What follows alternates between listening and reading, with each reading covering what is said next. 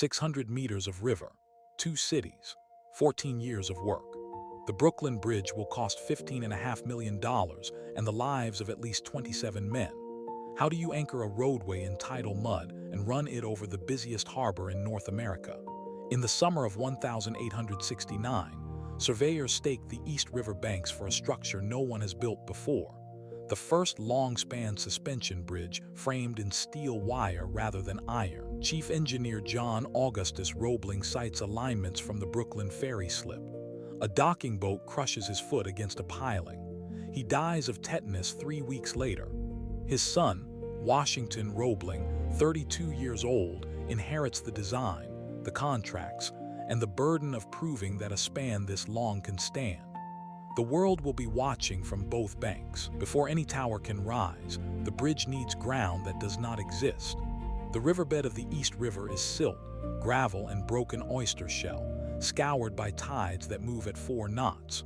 Roebling specifies pneumatic caissons, enormous timber boxes, open at the bottom, that will be sunk through the water and the mud until they reach bearing material. The Brooklyn caisson is built first on a slipway near the Atlantic Basin.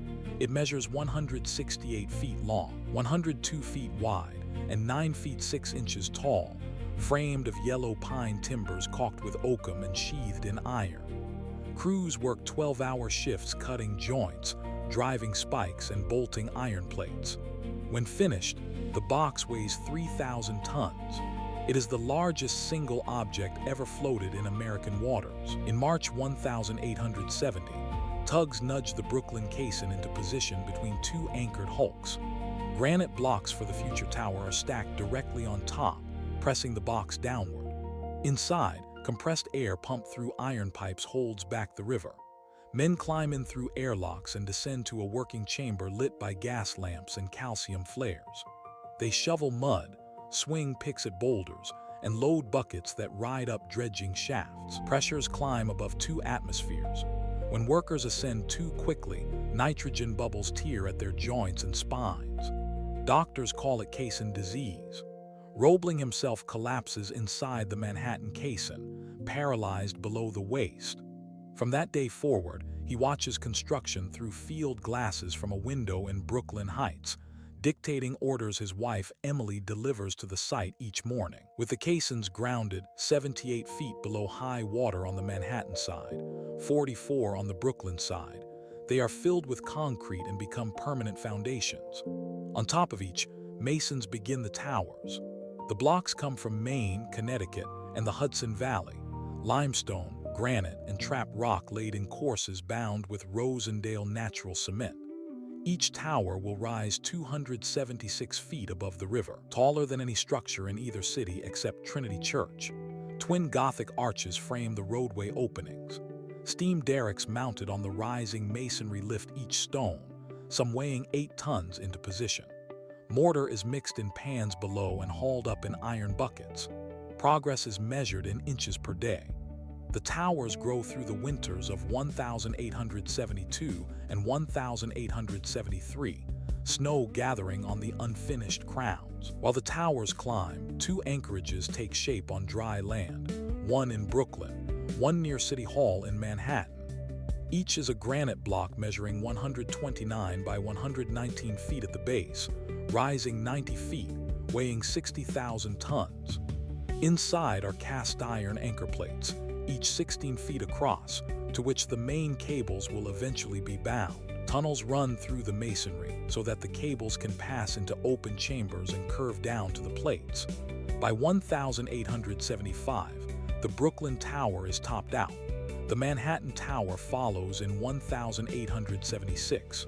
From a distance, the bridge looks like 2 stone gateways standing alone in the river, waiting for something to connect them. The next problem is geometry. How do you string a cable 900 meters long across a moving harbor full of shipping? The answer is a method John Roebling pioneered on smaller bridges, and that Washington now scales up. A pilot rope is rowed across the East River and hoisted to the saddles on each tower. From it, heavier ropes are pulled, then steel travelers, grooved wheels that ferry individual wires from anchorage to anchorage. Each main cable will be built up from 5,434 parallel wires of crucible steel, each less than 4 millimeters thick, drawn into 19 strands and bound into a single rope 15 3/4 inches in diameter. The work begins in June 1877. A temporary footbridge of timber and wire mesh, swaying 260 feet above the water, lets engineers cross at will. Sightseers begged for tickets. Washington Roebling refused them. One slip and a tourist would fall into the harbor. For 2 years, the travelers run back and forth, day and night when light allows, 6 days a week. Workers stand on the catwalks tightening clamps and dressing each new wire into its strand. A scandal nearly breaks the project.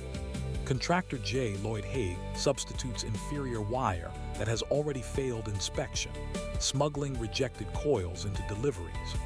By the time the fraud is discovered, 221 tons of bad wire are already spun into the cables. Roebling calculates that the extra factor of safety in the original design will absorb the defect, and the cables are reinforced with 150 additional good wires per cable. Spinning finishes in October 1878. 4 main cables now arc between the towers in catenary curves, each capable of carrying 12,000 tons. Below them, the river still has no roadway. The roadway begins as a skeleton of wrought iron stiffening trusses, 6 meters deep, built outward from each tower toward midspan. From the main cables, 208 vertical suspender ropes drop to the deck level, each socketed into the truss with cast iron sleeves. Diagonal stays, a Roebling trademark, fan downward from the tower tops to the deck.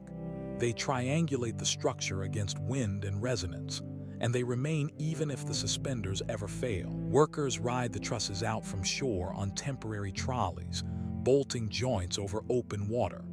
Tugs below maintain a clear channel for the Navy Yard and the ferries. By the autumn of 1881, the two halves of the deck meet over the middle of the river.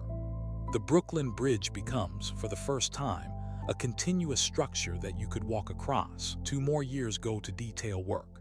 The deck is paved with yellow pine planking laid on the iron trusses, then surfaced with creosoted blocks for the carriage lanes. 2 outer roadways carry horse-drawn traffic.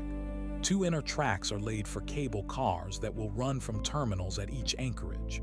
Down the center, raised a meter above the rest, runs a wooden promenade for pedestrians, Roebling's deliberate gift to the public, placed where the view is best. Gas lamps are mounted on the cable bands. Painters coat the steelwork in a soft, warm gray. Inspectors load the bridge with test wagons, measuring deflection at midspan, less than 5 inches under full load. The structure that began with a crushed foot and ended with a paralyzed engineer is finally ready for the city it was built to connect. On May 24, 1883, the Brooklyn Bridge opens. President Chester Arthur and Governor Grover Cleveland walk across to meet Mayor Seth Low at the Brooklyn anchorage. Fireworks burst over the harbor that evening. 150,000 people pay a penny each to cross before midnight. Emily Roebling rides the first carriage over, carrying a rooster as a symbol of victory. Washington watches from his window. 6 days later, a rumor of collapse triggers a stampede on the promenade. 12 people are crushed. To restore confidence, P.T. Barnum leads 21 elephants across the deck a year later. The bridge does not move. 143 years later, it still carries traffic between Manhattan and Brooklyn, the first long-span steel suspension bridge and the prototype for every cable structure built since.